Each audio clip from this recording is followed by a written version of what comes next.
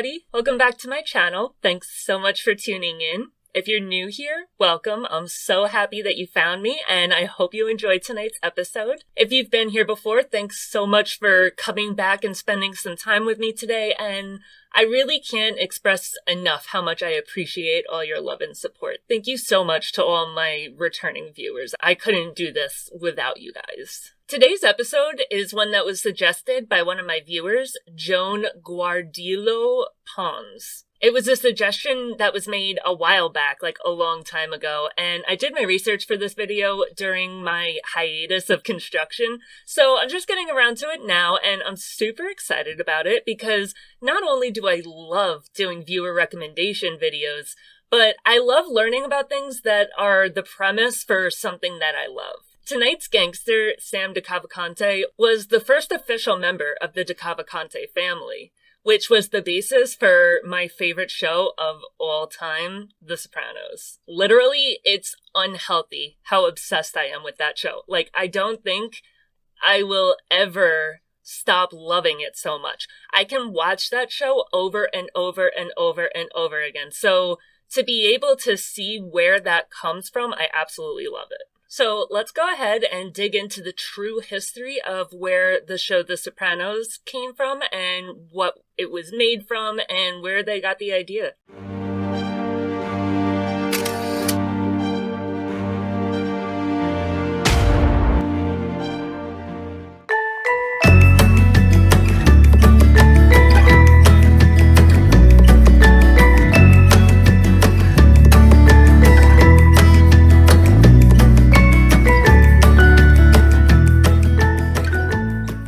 Simone Rizzo DeCavalcante was born on March 3rd, 1912. DeCavalcante was born in Brooklyn. Both of his parents were Italian immigrants, and they headed to Trenton, New Jersey when DeCavalcante was still a baby, so he did grow up from a very young age in New Jersey. He got into mafia affairs extremely early. Like, I'm talking, he was a baby when he got involved in the mafia. As a kid, he made a really big name for himself in the neighborhood. If you listen to any of the podcasts of any of the mafia rats, they all say the same thing when they're asked about how somebody comes to be involved in the mafia.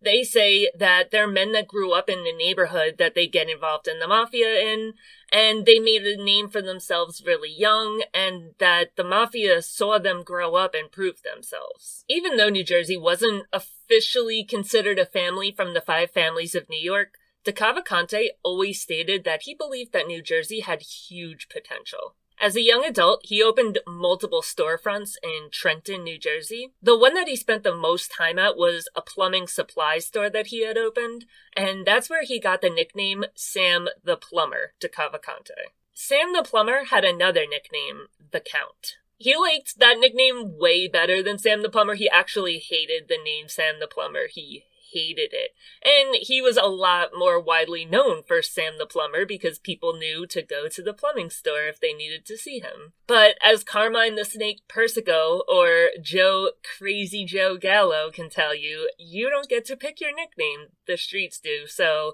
even though he hated the name Sam the Plumber, that's what everybody knew him by. He liked going by the name The Count because he claimed that his family had direct lineage with the Italian royal family.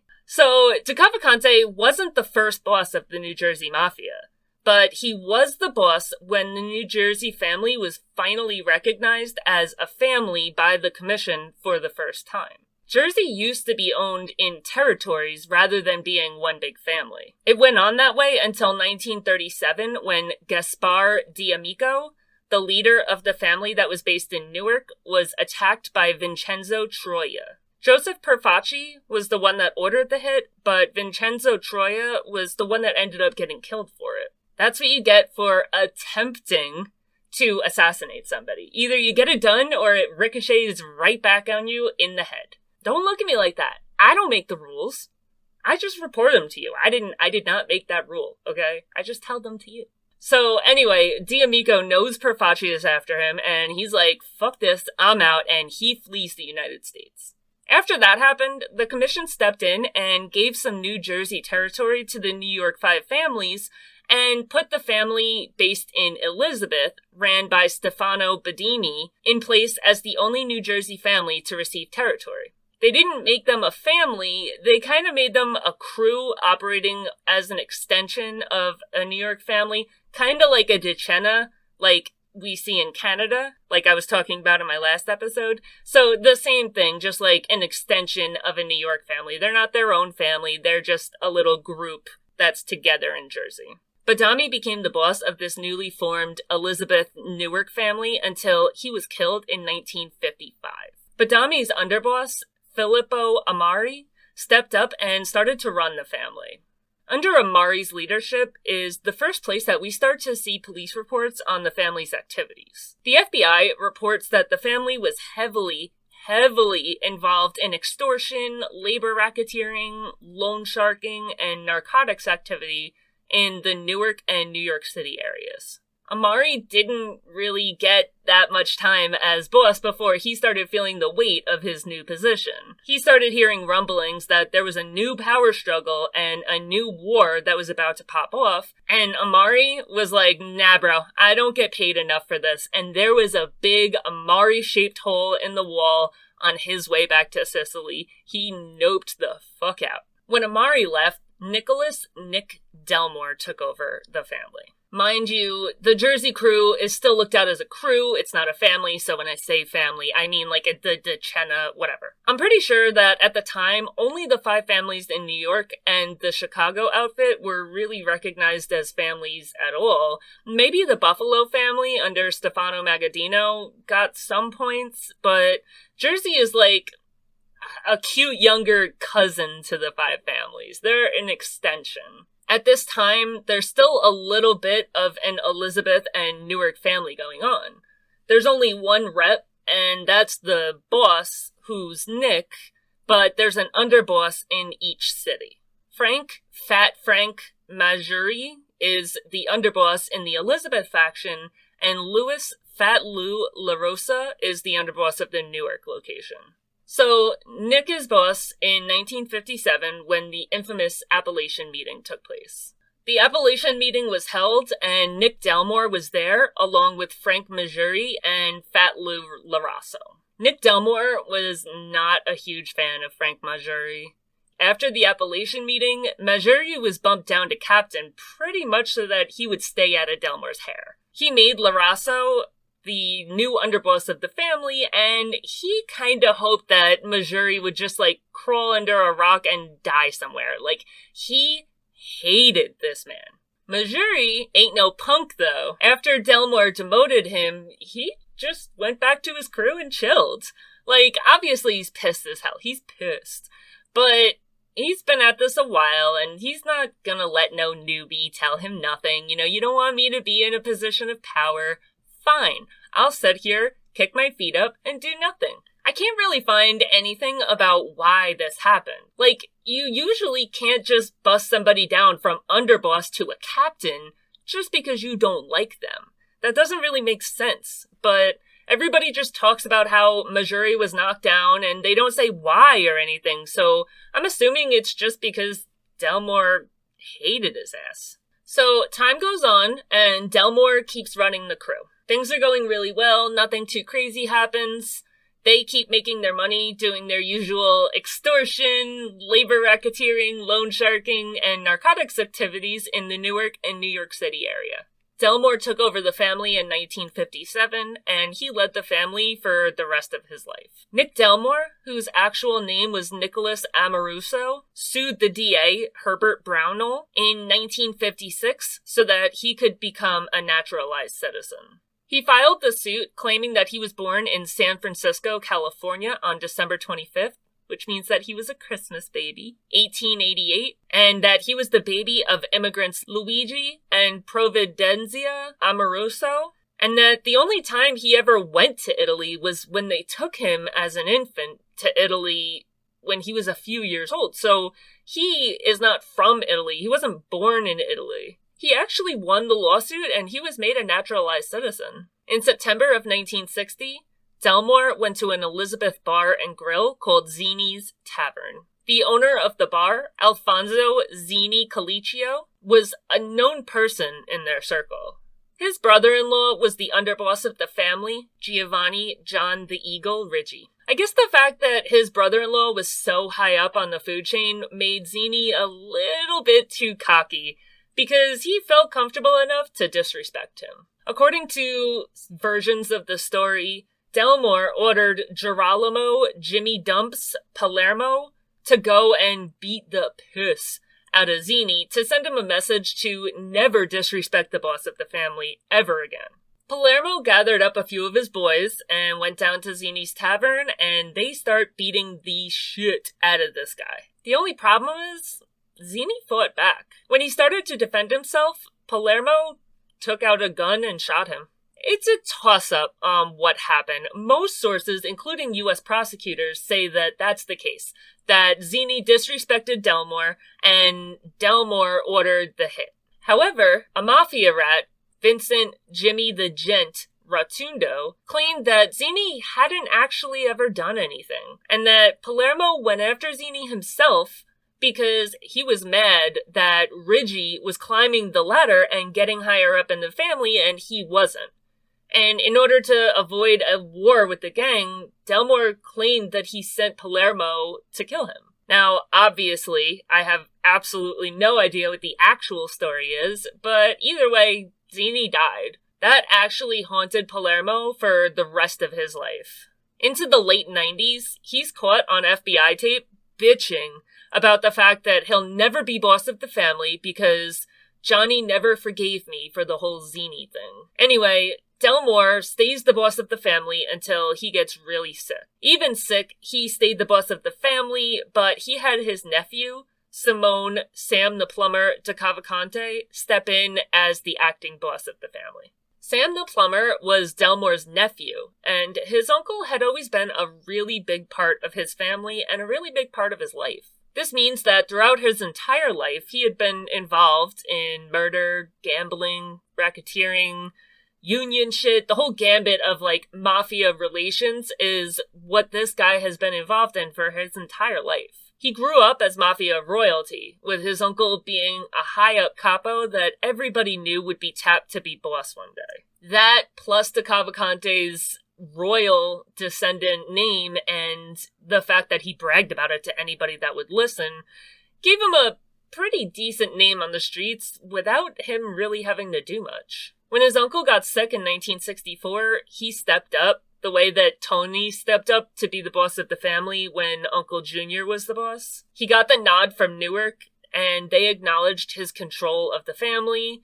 And again, this is still considered a crew at this time, and it was on and poppin'. He had permission to do whatever he wanted, and now he's the new boss of the family. New York gave their nod to DeCavalcante to put an end to the fighting that had been going on in the crew over who was going to take control of the crew now that Delmore was sick. DeCavalcante, much like Tony Soprano, always kept up the blue-collar aura. He never picked up on that Paul Castellano, rich man, I'm too good for you facade. It seems like DeCavalcante kept the Jersey crew working very similar to the military. He would play referee to any beefs that were going on in crews all over New Jersey. He would referee in marriages to keep them from splitting up because that's a bad look if all his mobsters are getting divorces. He was a boots to the ground type of boss. He would yell at his people if unnecessary violence broke out. He would yell at them if they didn't, look nice and spiffy. It sounds like as long as you prescribe to the right place, right time, right uniform standard that the military practices, you wouldn't get yelled at. Almost immediately after he became boss, he started pulling a massive amount of money onto the street. Some people call that shylocking, some people call it loan sharking, but really it's just the black market Wall Street.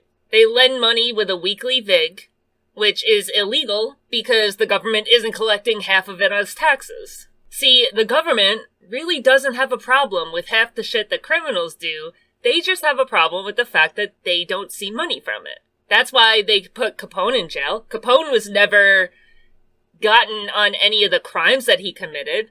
Not because he terrorized an entire city, not because he killed people, not for any other reason than he didn't pay the government their cut. That's what tax evasion is. He also immediately started making new members of the family. During his time as boss in the 1960s, he doubled the number of made men in his family, until he was eventually leading a group of about 60 mafiosi. That's a pretty decently sized family for a group that isn't even considered an official family, more like a cousin of the 5 families. The FBI actually really respected DeCavalcante.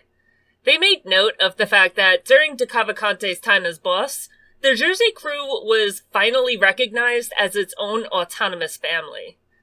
They called him diplomatic and acknowledged his ability to grow the family exponentially. They described him as a father figure to the family, forcing his sons to apologize to one another when they stepped out of line or disrespected each other. And he was known for conversations that followed the rhetoric of pretty much like the following conversation. When there was an argument when a soldier had not shown respect to one of his capos, DeCavalcante sat down with the soldier, let's say Joe, and the capo, let's say John. The conversation went like this. DeCavalcante would be like, all right, Joe, you owe John an apology. And Joe would be like, ugh, okay, I apologize. And DeCavalcante would be like, Joe, do you mean that? Shake hands. I won't permit it this way, Joe. I give my life for our people. So it seems like he really did, treat his group like an actual family. It seems like it's a really good way to handle things. He's not out there just, having a soldier beaten up because he didn't show respect. And I, personally, would have a lot of respect for the boss of my family if I was walking out of that meeting and I was Joe. Because I didn't just get my ass beat. I didn't get thrown out of the crew. All I had to do was apologize and mean it. And listen to a little bit of a lecture. The trouble with the real gangsters in American Mafia history is this. If they never ratted, if they were just all good gangsters, surrounded themselves with good gangsters, and none of their people ever ratted, there's literally nothing to find out or to know about them. That's how we find out all the information that we know about people. It's either somebody rats and gives up information about them, or they rat and they give up the information about themselves. Nowadays, the rats start podcasts and talk to everybody about everything. But back then, rats just cooperated, they took the stand against their friends, and then they disappeared into oblivion into WitPro. So even if those guys were mentioned by some rat that had some distant dealing with them, we didn't hear the story about them, so we just heard about their crimes on the stand, and then we never heard anything about them ever again. Sam DeCavalcante is a really good example of this.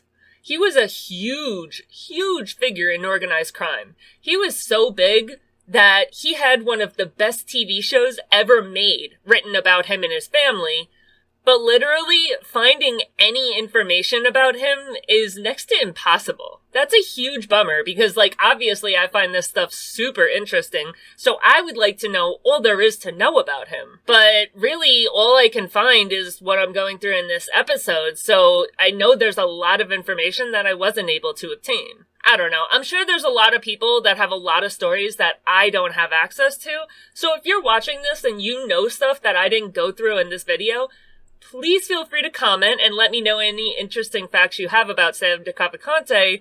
I'd love to hear them because honestly, I had access to next to no information.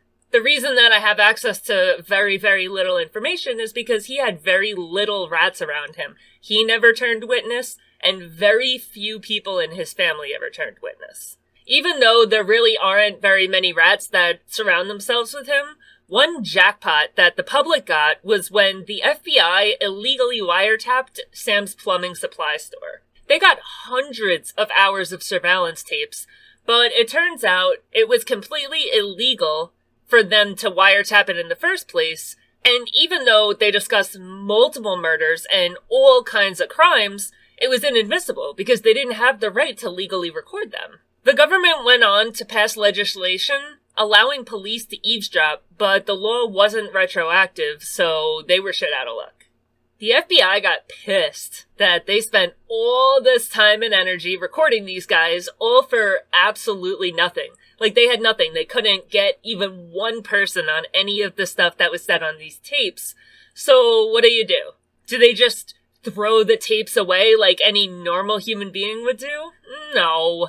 This is the American justice system we're talking about here, guys. Don't be silly. They didn't just throw it away and disregard the information they heard. DeCavalcante actually accidentally set into motion the tapes being released to the public when he was indicted in connection to a dice game in 1966 in Philadelphia. He had his lawyers ask for full disclosure of FBI eavesdropping material on him, and since the Supreme Court had recently passed a decision to give defendants the right to access this, they gave it to him. But they also gave it to the public at the same time. So pretty much their line of thought was like, okay, we'll produce this, but if we're being forced to produce this, we're gonna produce it to everybody. On June 10th, 1969, the FBI released 2,300 typed pages of transcripts gathered between a 2-year wiretap, and none of it was admissible. Not only did they release these tapes and transcripts to the public, they offered their interpretations of the tapes. They would elaborate on conversations that could be considered confusing to the public. They gave summaries, and they let everybody know that it was in service to J. Edgar Hoover that these tapes were recorded in the first place. So they just went on a tear and tore everybody in their path up. They were pissed. A Justice Department spokesman called the transcripts the greatest revelation on organized crime since the testimony of Joseph Valachi.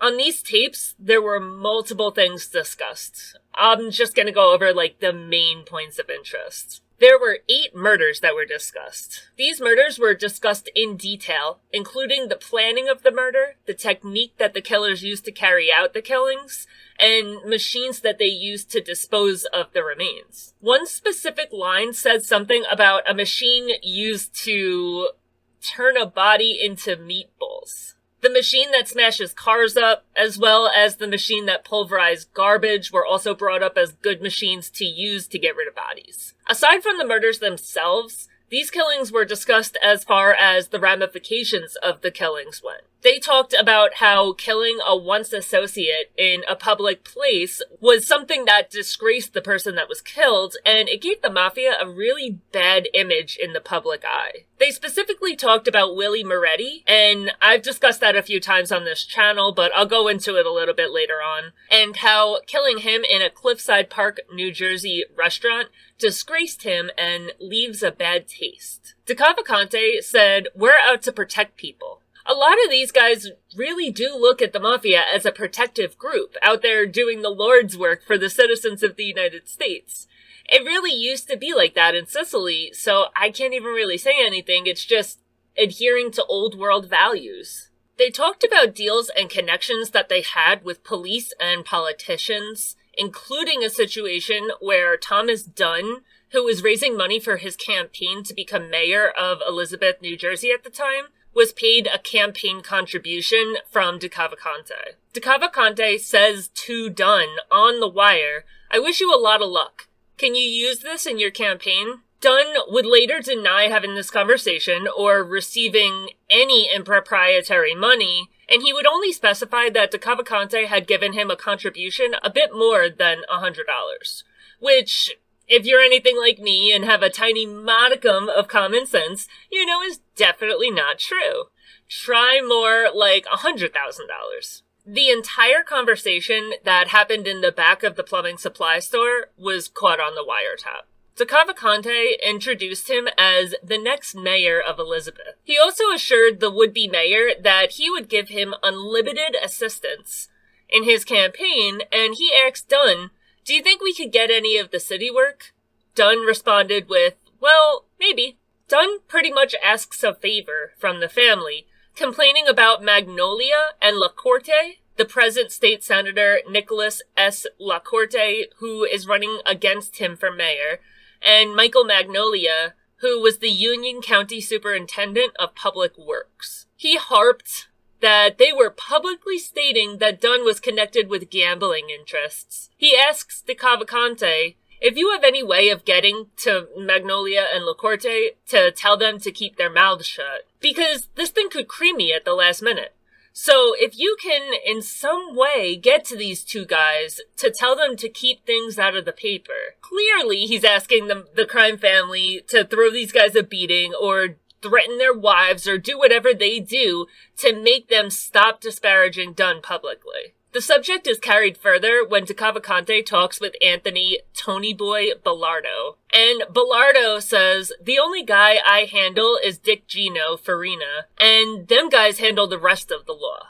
Even though the FBI bleeped out his name, it's pretty clear who he's talking about if you look at the context of the rest of the conversation. They were referring to Dominic A. Spana, the director of police of the Newark Police Department.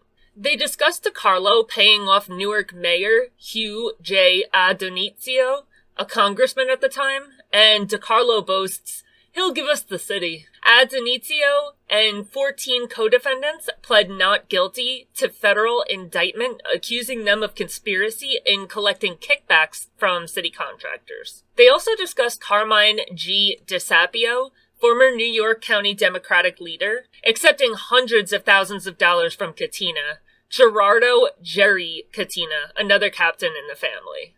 DeSapio was later found guilty in federal court of conspiracy in a contract kickback scandal. They talk about Joe Ziccarelli, a capo in the family, having his friend, the congressman, referring to Cornelius Gallagher, to try to help with Reggie being in legal trouble. I'll discuss Reggie a lot more later on, but at this time, Reggie is just a capo in the family. There's really not much to say about him. He assured DeCavalcante that he would follow up with the congressman, and that if all else failed, aka they couldn't bribe a jury member, they couldn't kill a witness, they couldn't do something, that Gallagher would probably be able to help. In that conversation, he brings up the 3 or 4 federal judges that either he or DeCarlo could go to as a last resort type situation. Gallagher later said that nobody ever attempted to reach out to him about Reggie, but he did admit to a relationship with Ziccarelli after it was proven that he had 2 phone conversations with him. Gallagher claimed it was because he was helping Ziccarelli get his kid into medical school, so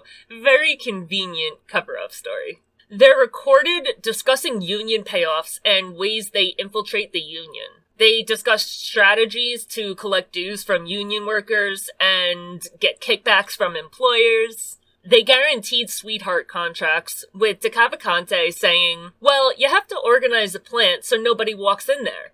Then you wind up with dues every month. That's $300 a month. Another associate, Gaetano Corky Vestola, talks about how he sells this cost to them. While he's discussing what he says to employers, he says that he tells them, first, what it's going to cost. Then, how much I'm going to save them by walking away. This winds up with the DeCavalcante family netting half of the annual cost. This is discussing the cost and benefits of organizing the union with medical benefits, union dues, and all of that kind of stuff that goes into a union.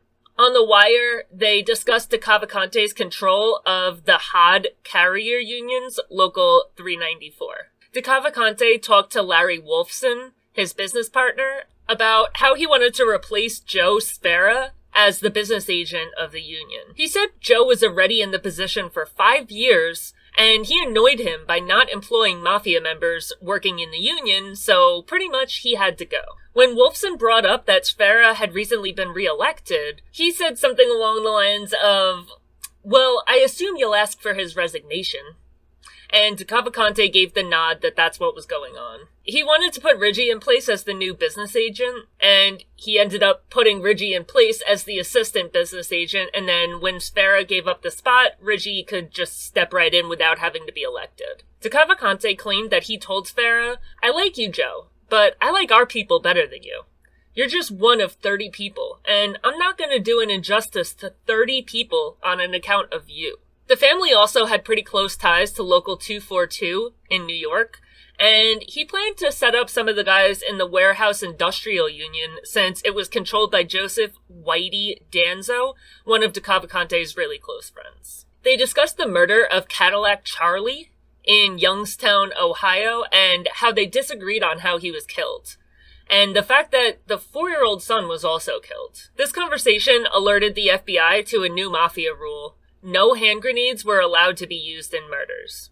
So even though a lot of this information is inadmissible, it's giving the FBI a lot of knowledge as to what the rules are, what the state of the mafia is. So even if they weren't able to put a lot of people behind bars with these tapes, it is highly valuable to them. During this conversation, DeCavalcante shares his preferred method of execution, shooting the victim with a lethal amount of heroin and putting him behind the wheel of his car to make it seem like the person had just pulled over, shot up, and died. He suggests that while you're giving the victim heroin, you lie to them and tell them that it's truth serum to get them to confess to whatever you're killing them for. Angelo Ray DiCarlo suggests the same method, the lethal overdose, but he says, well, if you don't con him, then tell him. Now, you got 4 or 5 guys in the room. You know they're gonna kill you. They say, Tony Boy wants to put you behind your wheel. We don't have to embarrass your family or nothing. And that's what they should have done to Willie. Everybody in attendance agrees that that's how Willie, referring to Willie Moretti, should have been dealt with. Bilardo then chimes in with, how about that time we hit the little Jew? And DiCarlo responds with, as little as they are, they struggle. Bilardo says, the boot, he's referring to Ruggiero Bilardo, his father, the boot hit him with a hammer. The guy goes down and he comes up. So I got a crowbar this big, Ray. 8 shots to the head. What do you think he finally did to me? He spit at me and said, you fuck. DiCarlo said, they're fighting for their life.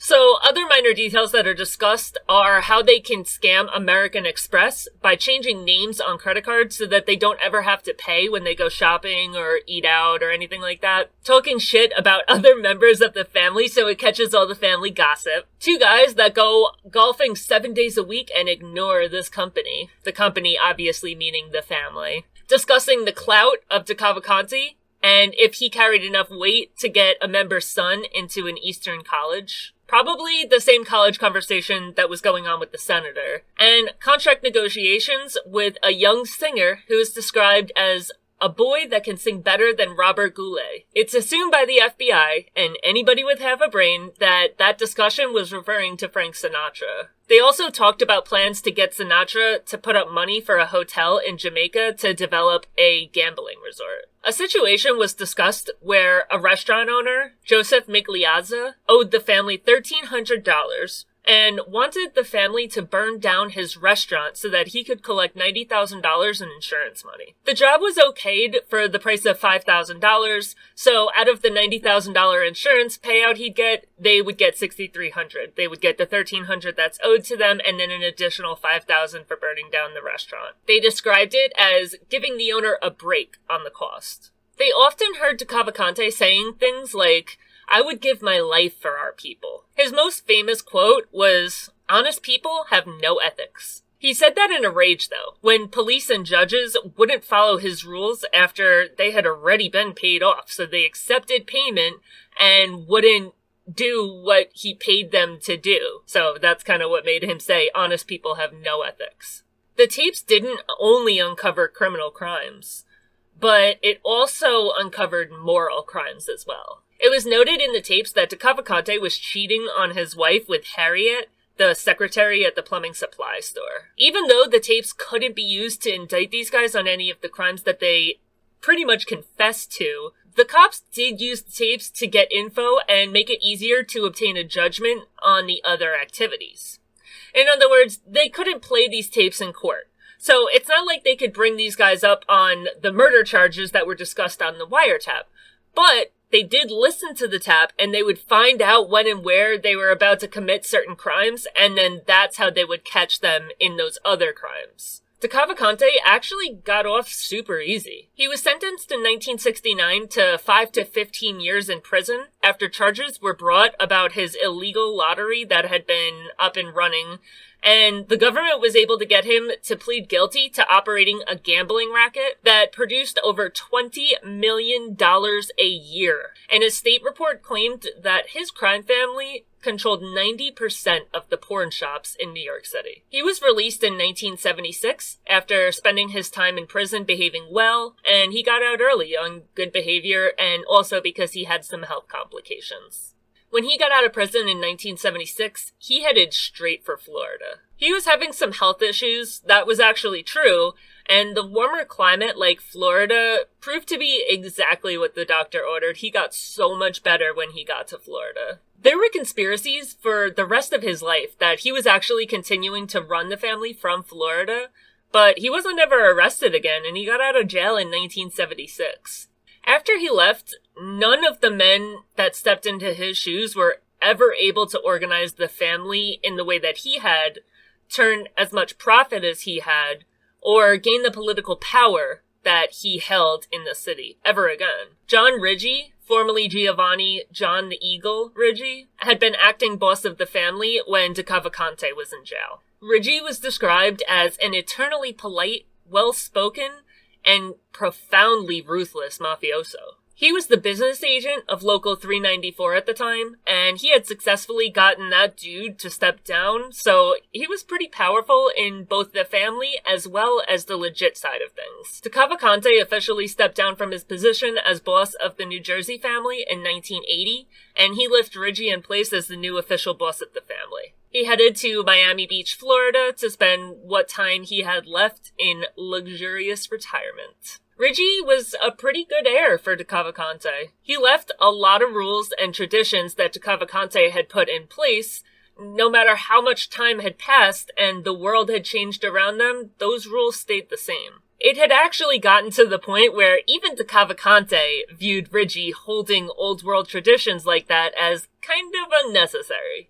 Reggie cozied up with John Gotti, and in the 80s, they formed a pretty close relationship. Reggie had Girolamo Jimmy Palermo in his place as his underboss, and Stefano Vittabili as consigliere. When Reggie was convicted of racketeering in 1990 and sent to Fort Dix Federal Prison, he handed the family to John D'Amato. John D'Amato was the inspiration for Vito Spatafore Sr. on The Sopranos. If you watch The Sopranos, you definitely remember the part where one of the members of the family, Vito, was discovered partying in a homosexual club in leather chaps, and the Mafia's suspicions that he was gay were cemented when someone else confirmed that they had witnessed him performing oral sex on a crew member on a construction job that they had been working no-show jobs on. It was Meadows' boyfriend that had seen that go on at the job site. D'Amato was killed in real life in 1992 when suspicions about his homosexual activities were confirmed in real life, which is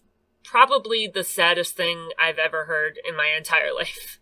Like, people have been persecuted for as long as time goes back for being different, like a person of color, being anything except completely straight. Pretty much anything that sets you apart from like a cis white man is a thing that can get you prosecuted in America. But to kill this dude because they found out he was gay, like, that is so freaking sad. That's so sad. They made this dude acting boss before they found out, so they clearly trusted him. He wasn't a bad dude. They clearly loved him, but yeah, kill him because he's gay. Like, that makes sense.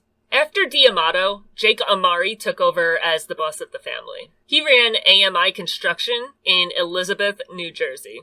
Amari had followed Reggie around pretty much like a puppy dog for so many years that Reggie felt pretty confident that he would be able to fill his role as well as he could do himself. The only problem was that Amari had stomach cancer, and everybody knew it. DeCavalcante died in Florida in a hospital at 84 years old on February 7th, 1997.